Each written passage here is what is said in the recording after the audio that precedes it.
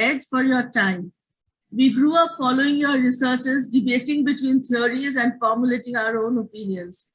I fondly remember the Humboldt conference in 2018 when I had the good fortune of connecting with you face to face and get further inspired. We have over 300 knowledge-hungry peers who are eagerly waiting to hear from you today. Most of them are students of CSR and sustainability pursuing varied professions as academics, practitioners in the corporate or in the civil society sector. So without much ado, I will embark on the questions. Interestingly, most of the questions have been sent by the participants themselves. So over to you. And we have seen in the poll that they are super excited to hear from you. So question one, Ed, what prompted you to write a stakeholder approach to strategic management, and do share with us its relevance today? Well, thanks, Nayan. Thanks for having me, and thanks to Sustainable Advancements and what you've done by building that. It's an honor to be here. Look, it's not a very exciting story. A long time ago, I decided to I was doing my PhD in philosophy. There were no jobs in philosophy. Some guy on my committee suggested I do a postdoc at Wharton, even though I didn't even know what Wharton was, because I had no knowledge about business. I'd grown up on a kind of poor farm, and I ended up going there in large part because my girlfriend was near. The girlfriend thing worked out, just so you know. She's my wife of 45 years, so that part worked out.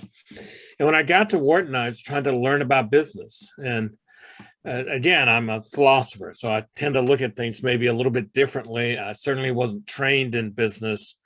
All the quantitative stuff seemed pretty easy because, I'd studied mathematics. And I couldn't understand why people were doing some of the things they were doing. It seemed to me fairly obvious that pretty much every business created and sometimes destroyed, usually not intentionally, value for customers and suppliers and employees and communities and the people with the money. That was sort of the right unit of analysis to think about business. The stakeholder idea was kind of in the air at Wharton at the time, at a research center run by one of the great thinkers in management, Russell Ackoff, who was a leader in developing operations research and a leader in developing systems theory. And my boss came to me one day and said, "Hey, you want to see if you could see what the stakeholder idea could be if people took it seriously?" And I said, "Yeah, I think I can do that." I thought I'd write a paper and that would be it. I didn't realize it would be a lifetime's work.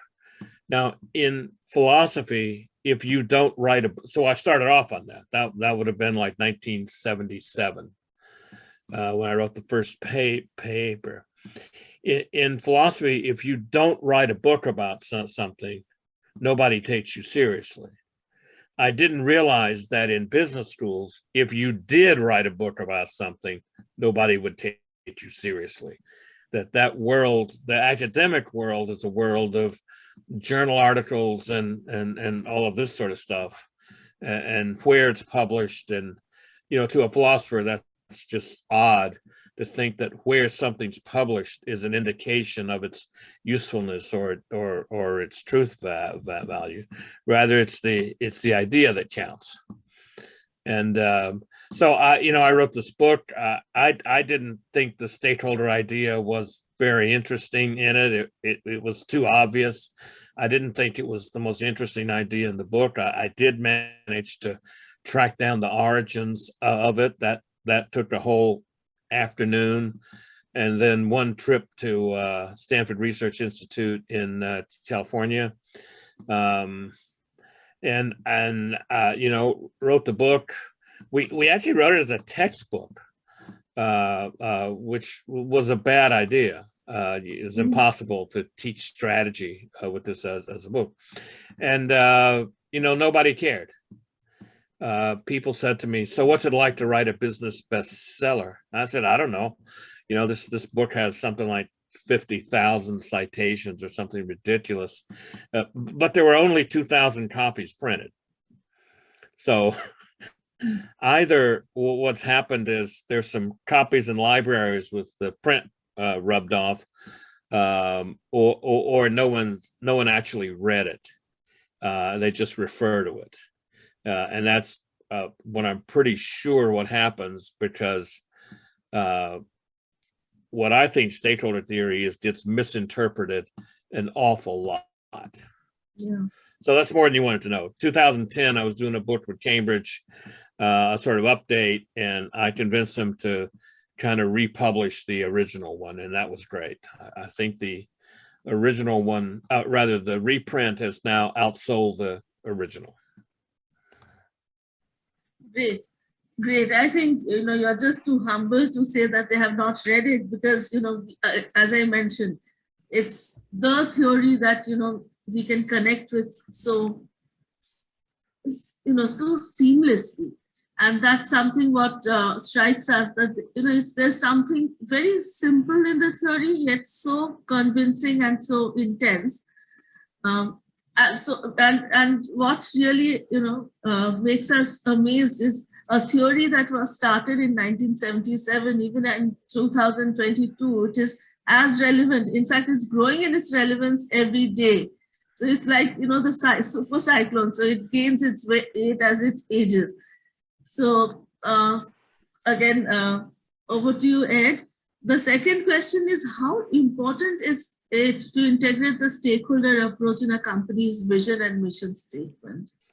Yeah, well, actually, it's just I started working with it in 77. It started in the 60s, in the early 60s at Stanford Research Institute, and with Professor Eric Renman, who in Sweden, and Juha Nasi in Finland. And so it started well before that. I certainly didn't invent this. I get way too much credit for it. The idea I thought was interesting in the book was an idea called enterprise strategy.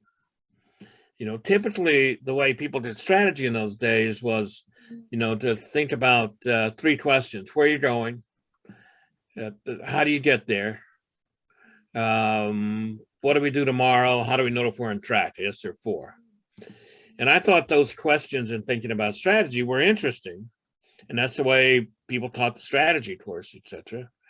But I thought there was a more interesting question. That's the question: what do you stand for? In other words, what business are you in will be determined, or is determinable by, what you stand for. So I developed this idea, again, not original, from Peter Drucker, called enterprise strategy, about what do you stand for. It's really the idea of purpose. And developed a typology in the book, which I thought lots of people will take this typology about enterprise strategy and do a bunch of work on it. It turns out no one has. So that's still available to be done many, many years later. But it starts with, what do you stand for? Well, what are your values? What are you passionate about? How do you see yourself changing the world and changing society? That I thought was interesting. And then you could talk about stakeholders. So, I was a little skeptical about mission. Mission seemed to me to be not the wellspring, not the sort of basic values, at least the way people talked about it in those days. Now there's a movement to talk about purpose, and I think that's right on the mark. That's exactly what I had in mind many years ago, and thinking about what do you stand for? What's your purpose? I wish I had said it that way. I may have. I haven't gone back and looked at that in a very long time. So yes, I think it's crucial. If you don't know what you stand for, Doesn't much matter what you do. So, that's what I would say. Lots of companies get started because entrepreneurs have a purpose. The whole story of business, that it's about the money, makes a mistake about purpose. It says the purpose of business is to make money, or make money for owners, or make money for shareholders. And that's just a logic mistake. Businesses have to have money, they have to have profits to live, but it doesn't follow without a much different argument. But that's the purpose of a business. It would be like saying, "Oh, I need red blood cells to live, but the purpose of my life is not to make red blood cells." Right. Yet that's the kind of theory we've dealt with in business for a long time, and it's time to put an end to that. To go back to say, wait a minute, what entrepreneurs do is they start companies to change the world. Now, they may not change it much. I mean, maybe they change it by putting an extra ingredient in soap or toothpaste or whatever it is. But the entrepreneur sees something different and sees a better way to do it. And that's why we need more and more entrepreneurs. And it's why, at least in the developing world, I'm so optimistic, because what we've seen is waves of entrepreneurship. We have to figure out how to facilitate that more and get rid of a lot of the barriers that are still there. So that's why I would say, vision and mission, again, I would call it purpose, is important. Now, to say that is not to say that profits are unimportant. That's a mistake too. There's the people on the left think that nobody should worry about profits. Well, that's crazy. I mean, look, I have to make red blood cells to live. Sometimes I have to worry about that. For me, I had my hips replaced a few years ago. I had to worry about making red blood cells because I had lost a lot of blood in the surgery. But it still wasn't a purpose of my life. So the way I would put it in this most recent book called The Power of And is it's about purpose and profits. And both of those, and it's about stakeholders and shareholders, or financiers, I would say. Yes. So I think, Ed, you have actually gone to the core of entrepreneurship, where you have discussed about what, the sense of entrepreneurship is all about. So entrepreneurs, ideally, they leave everything. They leave cushy jobs, they leave family, they are loners and all of that, because they want to change the world. They have one single most purpose. They have conviction on that purpose, and they want to change the world. Exactly, that's what you mentioned.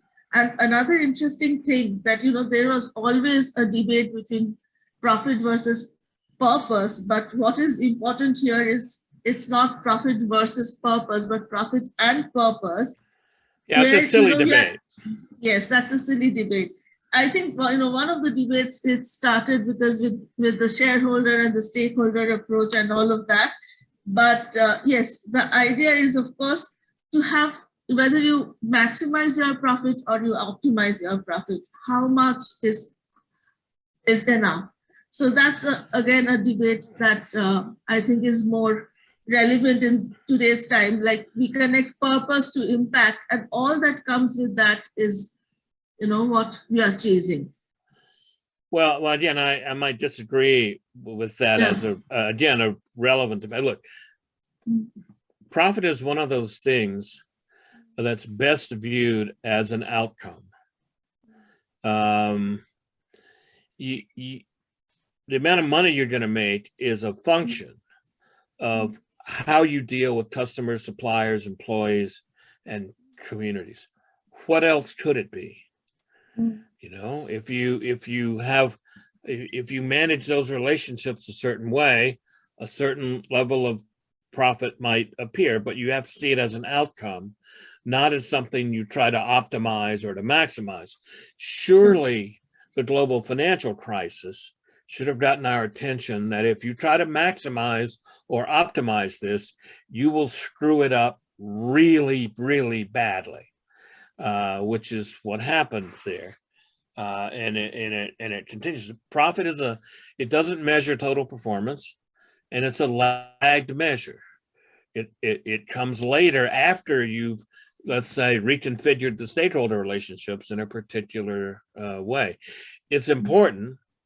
And sometimes what happens is, you screw up. You have to have surgery. And during surgery, sometimes, maybe you have to lay off employees. You have to focus right now on keeping the door open. But generally that happens because your strategy didn't work, or the world changed, or you didn't anticipate something. It doesn't follow from that all you ought to do is maximize or optimize, if you like, profit. I think maximizing profits or optimizing profits relies too heavily on the old story that it's about business, about the money, and that's one piece of the story, but it's actually not the most important piece. You have all the money in the world, you don't have the right people, you don't have a viable business. It might take you longer to go broke because you have all the money in the world. But if you don't have ideas and people committed to those ideas, and customers who want them, and suppliers who want to make you better, and communities who want you there, you don't have a viable business. And the good news is, I think people are beginning to understand this now. I think they're beginning to understand, look, even if all I care about, for instance, is shareholder value, how am I going to create it?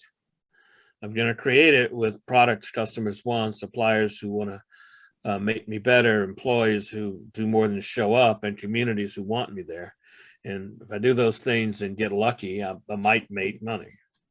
So I think people are beginning to understand those connections, because what happens is, and we reinforce this in business schools, unfortunately, we see it as a bunch of trade-offs.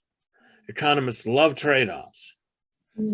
Pragmatists, that's the kind of philosopher I am, detest trade-offs. We're greedy. We like purpose and profit, stakeholders and shareholders, seeing business as a societal institution and a market institution, business and ethics. And that's the story that's getting told by companies. Now, look, this is easy to say. You said it. It's a simple idea. It's a very simple idea, but it cuts all the way through to it's a different way to think about business. It's a different way to think about what the sort of building blocks of business are. They're stakeholder relationships that are intertwined. How I deal with customers affects how I deal with suppliers and employees and communities. How I deal with communities affects profitability. It affects how I deal with customers. Those stakeholders are interconnected, and you can't look at one versus another and trade them off with each other. Well, you can, but you just won't create as much value as if you see them as their interests are joint and they're interconnected. Right, exactly. So, even for sustainable advancements, we are built as a purpose and profit. So that's why, our legal standing is as a private sector and not as a civil society, just as a civil society. So it's a social enterprise that way. There's one question, I actually have a different question, but I'm just tweaking the question right now. So my initial question was, what are the benefits of including stakeholders in the development of a CSR strategy? But I'm changing this question. And now my question is, why do you think that stakeholder theory is taught as a CSR strategy? Why should it be as a CSR strategy? It should be a mainstream, it's a strategy, right? So it should be taught in strategic management. Why only as CSR? Where, yes. Well, look, I get awards and all kinds of stuff about CSR, and the irony in that, of course, is I've always thought CSR was an unnecessary idea. Look, if I come to you and I say, look, you got a great company here. Customers love your stuff. They love your products. You make their lives better. And suppliers want to work with you because they know working with you makes them stronger. Employees, boy, there's a line out the door of people that want to come and be employees with you. Communities love you because you're a community builder. And by the way, you're making money, a lot of money. What I want to know is, are you socially responsible? Okay, I have no idea what that means. Absolutely no idea. What the development of social responsibility as an idea developed in contrast to it's all about the money. And it's high irony that strategy theorists like Michael Porter have discovered that economic factors have social consequences. By the way, he may have discovered that, but he discovered it several hundred years after Adam Smith knew it, for sure. And so, you know, I think what happens is you think about social responsibility as sort of, you know, like gangsters who kill people during the week but go to church or temple or mosque, you know, on the holy days, and to sort of make up for it. And you know, I think that's not a good way to think about this. So I would like that. I mean, we Rama Villamuri, who's dean at Mahindra University now, he and I wrote a paper called CSR, Corporate Stakeholder Responsibility. I've tried several ways to sort of argue against corporate social responsibility. On the other hand, all the people that do CSR are my friends, and they have their hearts in the right place. They want to see business as something more than just making money. I just think the CSR framing of it as social responsibility doesn't go where we need to go. So that's why, yes, I see stakeholder theory as a way of thinking about business. And when I say stakeholder theory, there's a tendency to say, well, where is it applied? But if you see it like that, you kind of misheard how it got developed. It got developed by watching what companies do. So in a research method that I would call clinical, you know, Freud developed his theories about human relationships by dealing with people in his consulting room. You know, stakeholder theory gets developed by watching how companies do and don't often manage these important stakeholder relationships that they have. And it's always at least customer, suppliers, employees, communities, and people with money. Never is stakeholder theory just dealing with civil society. One of the great misinterpretations is, oh, this is just about civil society. It's just about CSR. And my answer to that is, yeah, those are people that didn't read the book. They refer to it, but they didn't read it. Yeah. We talk about stakeholders, it cannot be lopsided anytime. It has to take into account all the stakeholders. So, okay. Now coming to the next question, Ed. What, in your opinion, have been the quantum leaps in the fields of business ethics, strategic management, and social responsibility in the last 2 decades following globalization? Well, if you mean the fields in terms of the academic fields, I think the answer is not very much. Yeah. I think the academic fields are rooted in a set of ideas that they gain mostly from economists or anti-economists. In other words, in terms of the social responsibility and some of the sustainability things. And they're not rooted in trying to understand how companies create value. And I think the way to do that is to go back and focus on how companies create value, how they create these network of stakeholders. I'm very lucky. I have 2 colleagues, both from India, it turns out. Sankaran Venkatraman, who was a student of mine years ago and is our associate dean for the faculty, has written about opportunities in entrepreneurship and how that works. He's written about how the relationship between stakeholder theory and entrepreneurship. And Saraswati, who's developed this idea of effectuation. Both of them sort of forced me to take a look at the connection between how businesses actually work, not how transaction cost theory says they should work, not how CSR says they could work, but about what do entrepreneurs actually do.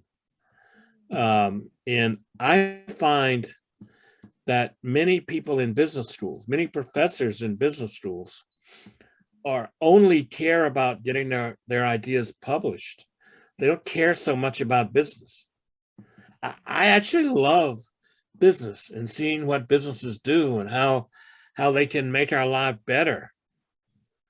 I mean, if you think about how we get from, living in the trees in the savannas millennia ago to making an iPhone or to making the technology so we can have this conversation. What's a human being? What kind of creatures do that? And it's creatures who can invent vocabularies. We had to invent the vocabulary for metal and for glass and for all the insides here. But not only do we have to invent the vocabularies, we then have to be able to cooperate together to make it real. And that's at the basis of who we are as human beings. We are language using, language inventing creatures who evolution selects for being good cooperators. Now that's far from the basic idea in business that we're greedy little bastards out trying to do each other in. And until academics kind of really look at what they're assuming about what human beings are, it's not going to get any better. And my sense is business schools are running a dangerous route here of maybe becoming just irrelevant, because the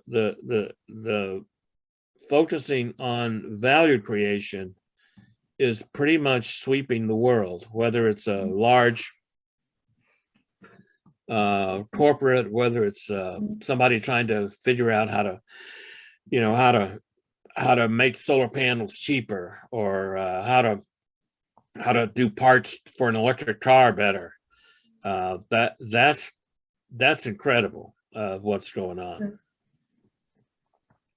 Right, I completely agree and understand where you're coming from, because a lot of emphasis, especially in countries like ours, where entrepreneurship is on the rise, a lot of emphasis is on cohort learning. Okay, so people from varied backgrounds start an enterprise and then they learn together understanding the nuances of a business rather than understanding the entire gamut of business administration.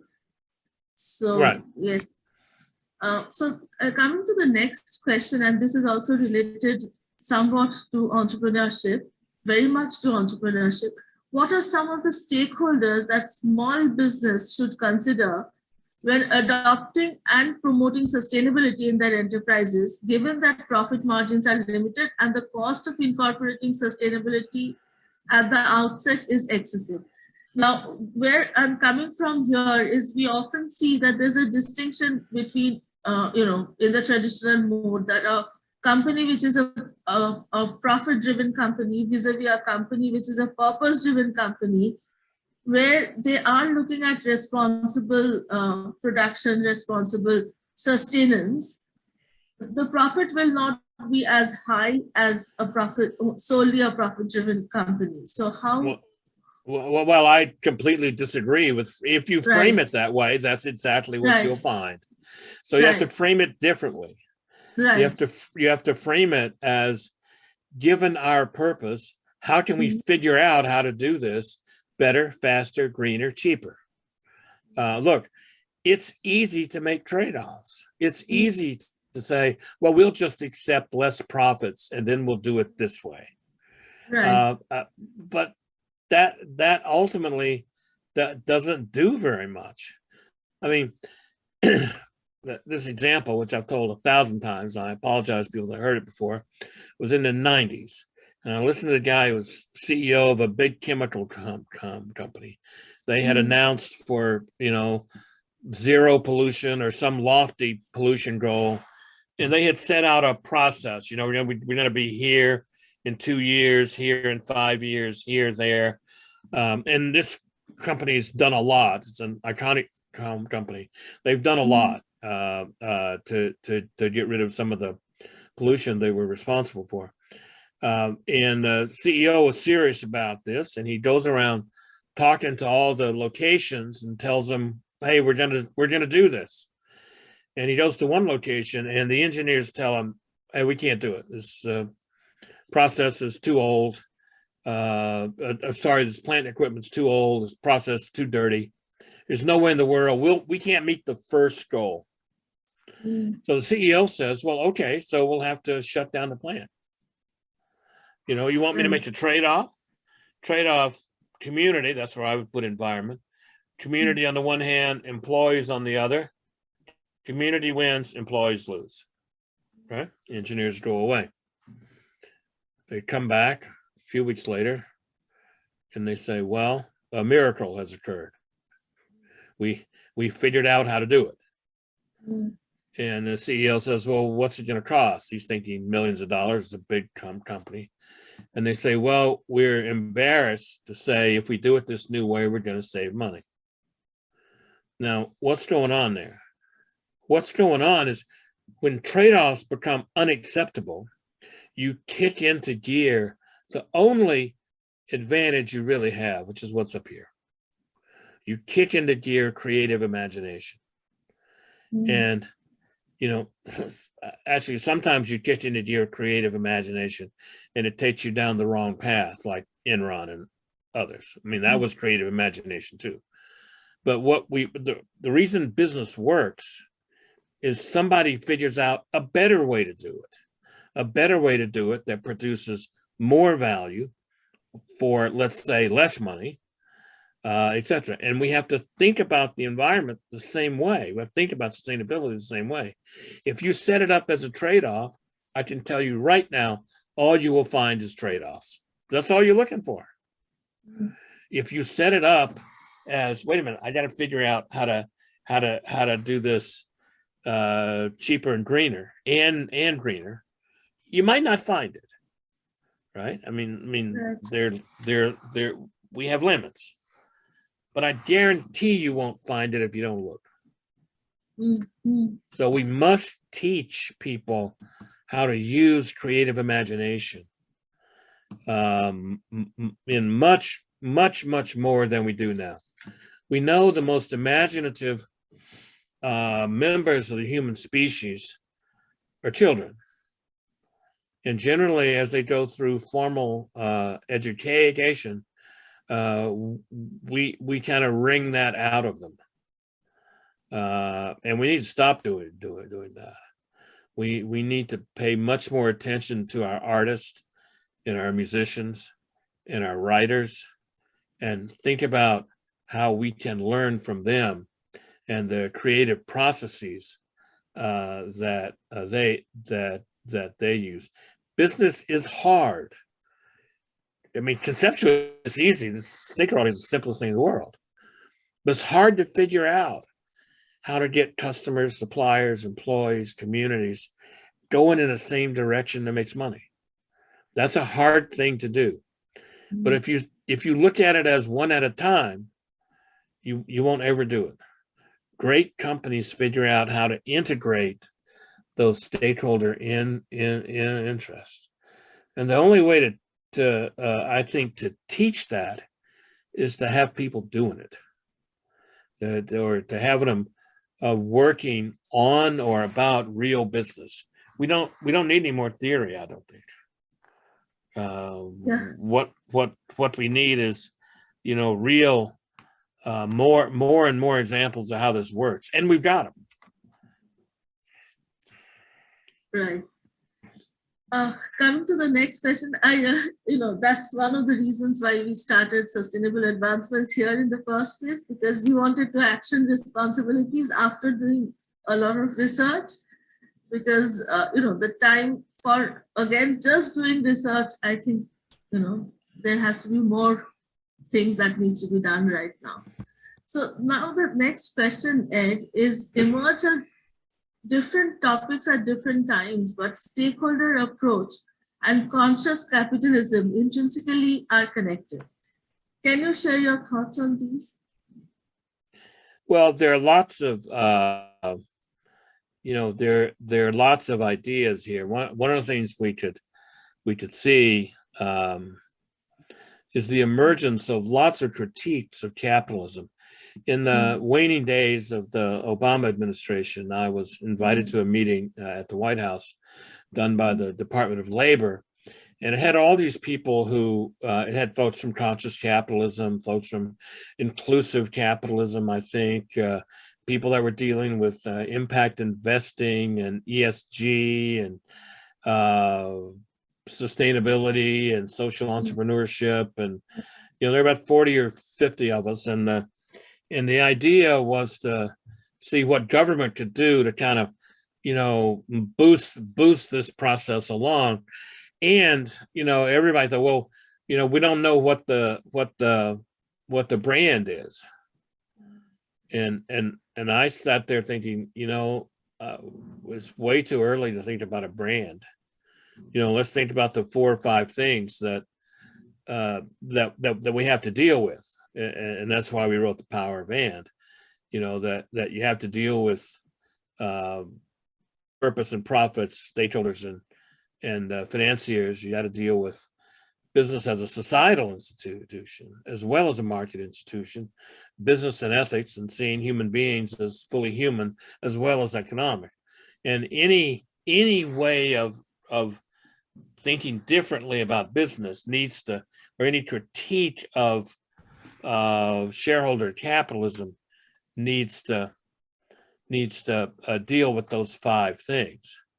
And that's not a matter of either left or right on the political spectrum.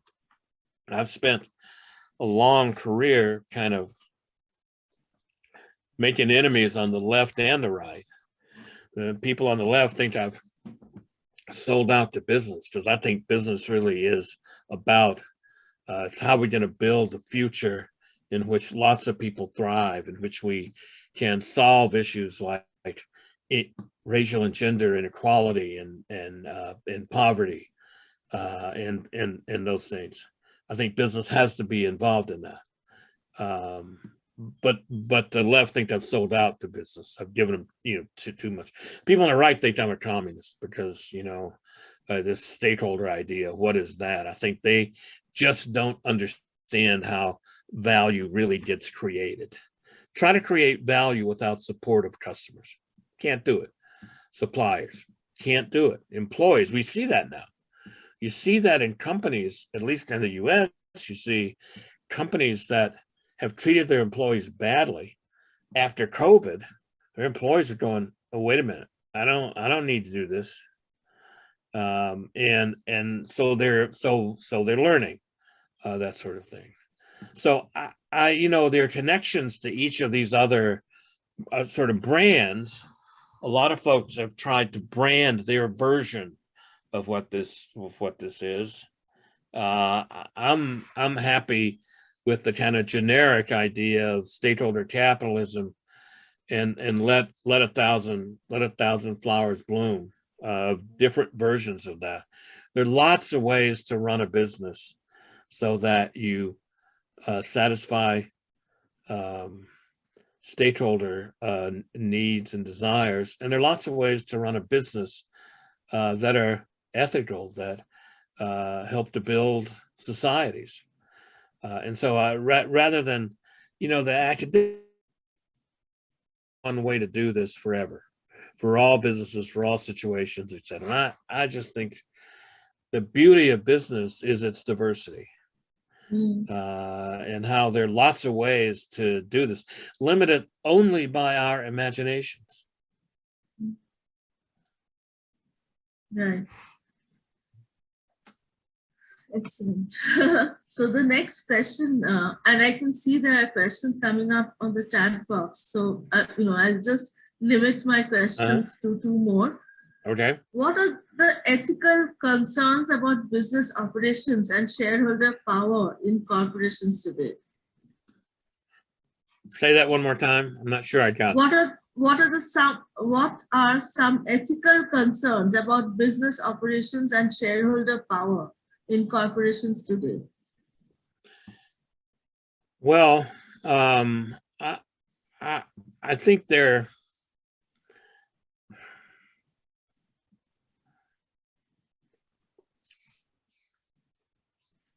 are companies that don't really pay much attention to purpose. They don't pay much attention to their effects on communities and on employees. And, I think that's unethical.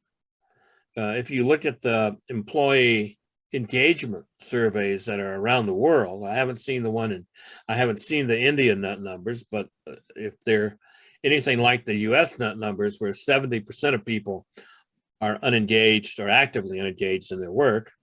The last ones I saw was actually higher in India, but let's stick with 70%.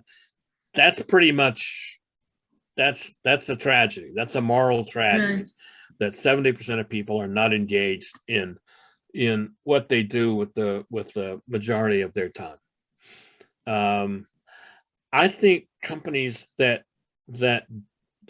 take a more nuanced stakeholder approach simply are going to put those companies out of business. Now, that doesn't mean they won't do some harm in the meantime, and I think that's right. But I don't like to see regulation that punishes good companies. So I think the ethics issues are more subtle than look. There's one ethical issue that says just stop being a greedy little bastard, and figure out what your part is in taking care of the world. But I think there's a more subtle issue here, and that is how we relate to each other through our business. And that's subtle, especially given that a lot of our relationships now, and will be post-COVID, mediated by screens. I think that's a tricky issue where we don't have a lot of face-to-face contact. What are the sort of ethical rules and relationships that will develop from that? That's something I think about a lot, and I don't really have any good answers to.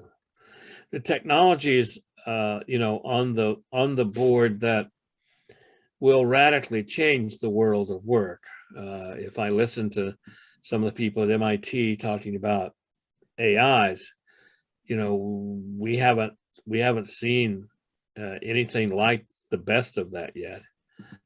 And so I think there's a whole bunch of stuff that changes from that. And we still have to deal with how in the world can you accept not inequality? Inequality is just built in to things, but how can you accept the level of inequality that we have in the face of the poverty that we still have? I think there's no excuse for that. And I'm not saying we need to that we need to tax the 1% of the rich or that sort of stuff. I'm saying we need to figure out how to lift people out of poverty. And people are doing that. Whether you think it's whatever you think of Muhammad Yunus in Bangladesh, or people that are doing microcredit in lots of places, or people running accelerators in poor areas, etc. There are a lot of experiments going on to do that. So I'm still pretty optimistic about it. I'm just not so optimistic about some of our institutions, like our government. I'm talking here in the US. I don't know in our government's ability to help in that. And if they just didn't screw it up more, that would be a help. Yeah, I think at the end of the day, the answer is always about, responsible leadership and, each one doing their part well, actioning responsibilities and doing their part well. Compliances, regulations can just give an idea, can give a framework, but that's, if we don't work, then what are regulations and compliances for? And right, the same thing that, the debate again goes on, with India and the rest of the world, that whether you should have voluntary or mandated CSR. So would you work better if you were left alone, or would you work better if you were put under regulation? So, these are some of the things. I think there are no right and wrong answer, but it's, we need to do what we need to do. So Ed, now coming to the last question here, and the last question is, as a stakeholder in an organization, how do you think COVID-19 will affect the priority of responsible leadership and sustainability dimensions? Well, having just gotten over a bout of COVID, it's I think I'm optimistic. I like to think that what it will do will force leaders to confront the question of how does our organization create value and meaning for our employees. I think it will lead to some innovation in the world of work. We've already seen it. We've already seen some of it. It will lead to some innovation that is, for the most part, good. We're going to have to confront this issue of what it's like when a lot of our relationships are screen mediated. But I think in general, COVID will have us say, look, nobody's arguing. I know how we're going to deal with inequality and gender discrimination and racism and cultural differences and housing and homelessness and whatever and the pandemic. I know how we're going to deal with that. Let's really focus on shareholders. Nobody's arguing that because we know it doesn't work. So I like to think that it's kind of a perfect storm right now. And the perfect storm says to us, we need to think about this differently. Now, the seeds of that have already been laid by the companies that have been started by social entrepreneurs all over the world. by companies like Unilever and Whole Foods and a whole bunch of others that have moved in this way. But I like to think one of the consequences of COVID was the pace of change might get sped up a little bit. And I certainly hope that's true. I never want to underestimate, however, the power of government to screw that up. So I'm not so optimistic. And again, I'm saying that about the US because I don't know much about what goes on in India. Right. I think with this, my questions are getting over because we also have a time to watch. But there are a few questions here. There are about 4 questions on the chat box.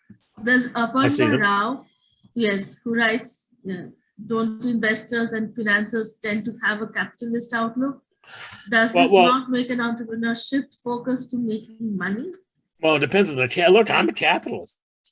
I wake up in the morning thinking I'm the last capitalist on earth. I just think, for the most part, the way we think about capitalism can be radically improved. Capitalism says, hey, we're free to figure out how to invent stuff to make each other's lives better. It's about how we create value and trade with each other. And I'm all for that. So I think it's a mistake to say it just is about the money. Investors and financiers are seeing that now.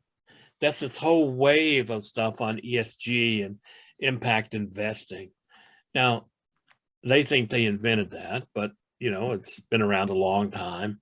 If you go back to the 60s, thinking about something called a corporate social audit in a book by Clark Apt.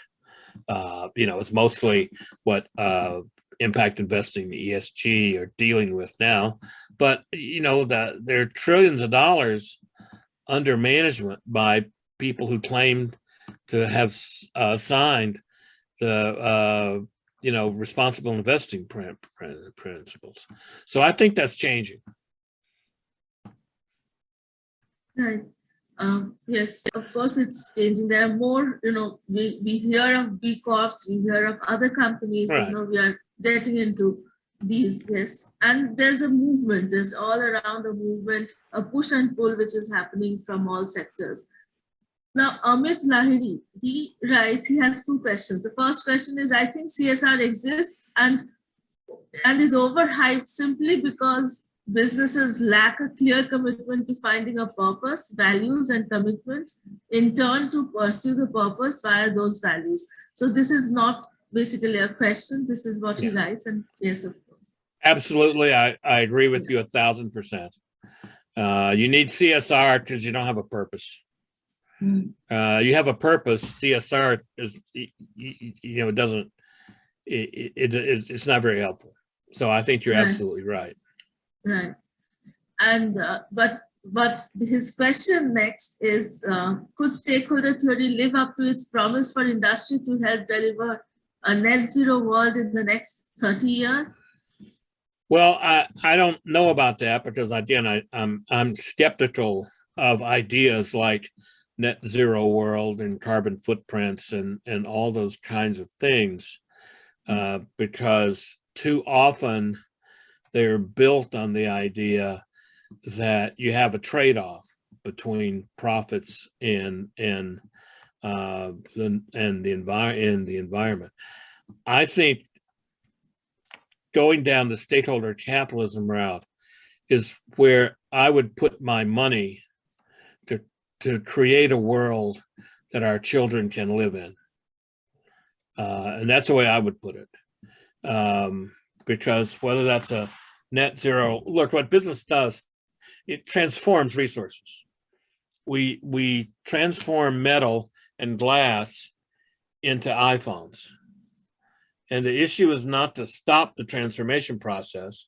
The issue is to figure out how to do it better or how to do it faster, how to do it so that there aren't consequences that we don't completely know about.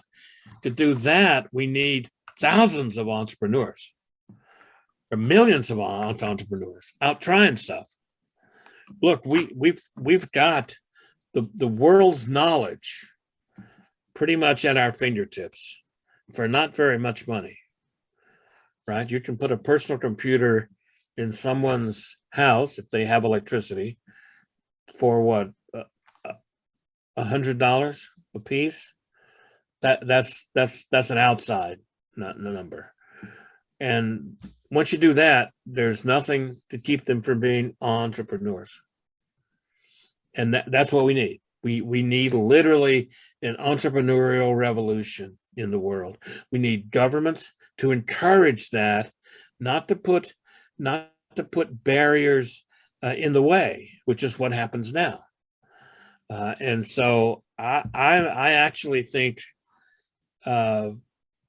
taking a stakeholder approach to business, as we do that more and more, we have better chances of inventing things like clean energy, etc. Technology is not always the answer. Figuring out other ways to do things is important. And it's about creative imagination. That's what, look, I tell my students all the time, because typically when you're an entrepreneur, the first thing you think about is, where am I going to get the money? But I've seen entrepreneurs get ruined by raising too much money. Why? You have to innovate. You don't have to figure out how to do something because you can't afford just to spend money on it. And, there's a lot of money in the world. It's a lot of capital chasing way too few ideas.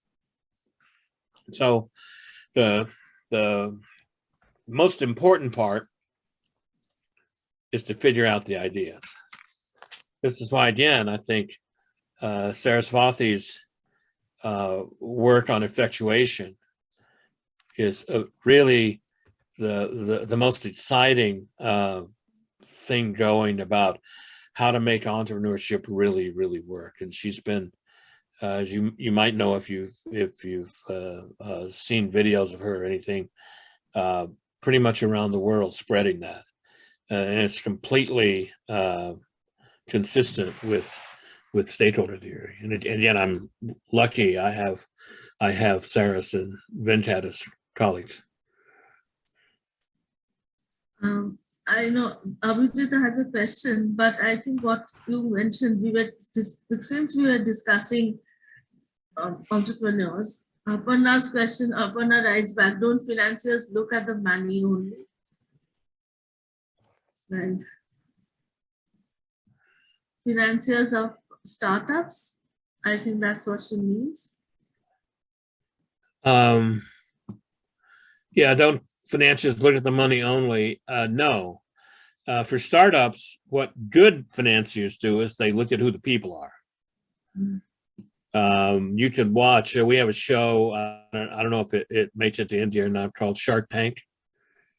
And you can see these billionaires, a couple of them, they don't really care what the business idea is. They're trying to figure out if the person has vision, has the ability to make it work. The money comes later. Right. Next question, we do have Shark Tank here. In fact, we have an Indian version of this Shark Tank. Okay, good. Good. The Indian startup system. So Abhijit writes, what role do you think technology is going to play in terms of stakeholder engagement? The recent trends from Indian education sector shows it can also translate into a discriminator among haves and have-nots. Well, sure it can. Any technology can go in multiple in multiple ways. I don't know the answer to this. I think the technology will. I spent about an hour before I logged on trying to engage with the credit bureaus to unfreeze my credit for stuff, and the technology was not friendly. to say the least. So again, it can prevent stakeholder engagement too. And so we have to work on that. Again, there's no ducking, there's no ignoring that none of this stuff works without some sense of what you stand for. That's ultimately the most important thing here. It's not the only thing, but it's a really, really important thing. So I think that question that was just shows that.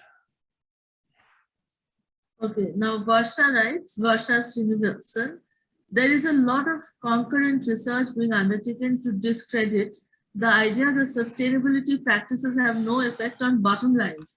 This is in turn being used to claim that ESG cannot be an investment class for shareholders. What is your take on this? What is your take on this? I think it's a silly dispute. I mean, if ESG has no effect on profit, then you've just looked at the wrong stuff, because there are all kinds of clear examples where it does. If you go to the Just Capital website, you can see, I think, a better way to think about this. The people at Just Capital are trying to bring all the information that's relevant to the market. And it's not just ESG, it's to think about, again, what information is relevant from your stakeholders. Not what people who are doing this ESG stuff are trying to do. They're trying to find one set of measures by which they can measure every company in every situation. And that just doesn't exist. Profit doesn't do that. Profit, I mean, yes, you can measure it for everything, but for companies that have a declining product line and suppliers who don't want to work for them and employees that are quitting, I don't care if you're profitable or not, you're in trouble. For other companies who have a different set of those stakeholder relations, you might not be as profitable as you could be because you've invested in this new vaccine or this new drug. So trying to understand profit as what we philosophers call a morally thick idea. It's not just the one number and it tells you something. That's actually kind of foolish. It's amazing that it works as well as it does on Wall Street. And so I think this, mostly it's people on the right don't want to pay attention to things like ESG, and people on the left don't want to pay attention to profits. And honestly, they're both wrong. So I think with this, we come to the end of the session. Ed, is there anything that you would like to share? We had a very comprehensive session, but anything from your side that you would like to share? No, oftentimes I can state these ideas in a way that makes you think I'm a lot more certain about them than I am. So, I want to apologize for that. There are literally hundreds of people all over the world working on stakeholder capitalism, working on these ideas, and I'm pretty humbled to have very, very tiny part in this, and thank you for being here and listening. No, it was an absolutely amazing session, Ed, and what we also realized is during the session you also brought in a lot of your own stakeholders, and we got to know a lot of their names and the values they have created in shaping certain things.